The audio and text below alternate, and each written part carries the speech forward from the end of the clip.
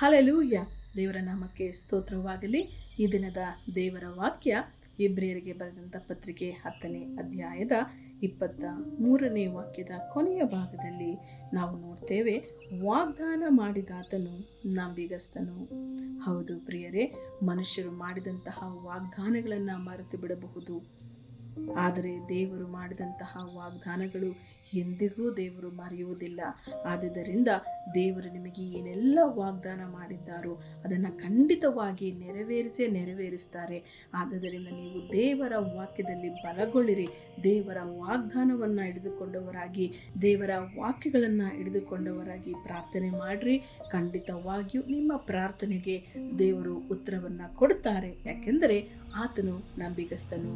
ಪ್ರಾರ್ಥನೆ ಮಾಡೋಣ.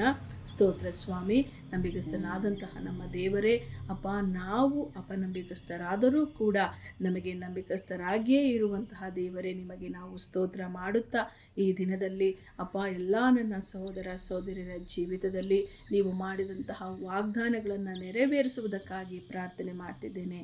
ಅಪ್ಪ, ಎಷ್ಟು ದಿನಗಳಿಂದ ಕರ್ತನಿನ ಸನ್ನಿಧಾನದಲ್ಲಿ ಅಪ್ಪ ನಿನ್ನ ವಾಗ್ದಾನಗಳನ್ನು ಇಟ್ಟು ಪ್ರಾರ್ಥನೆ ಮಾಡುತ್ತಿರುವಂತಹ ಪ್ರತಿಯೊಬ್ಬೊಬ್ಬರ ಜೀವಿತದಲ್ಲಿಯೂ ಕರ್ತನೆ, ನೀವು ಕರ್ತನೆ ಆಶೀರ್ವದಿಸಿ ಅವರ ಆಶೀರ್ವಾದವನ್ನು ಕಾಣುವಂತೆ ನಡೆಸಬೇಕಾಗಿ ಯೇಸುವಿನ ನಾಮದಲ್ಲಿ ಪ್ರಾರ್ಥಿಸಿ ಬೇಡಿ ಹೊಂದಿದ್ದೇನೆ ಕರ್ತನೆ, ಆಮೆನ್.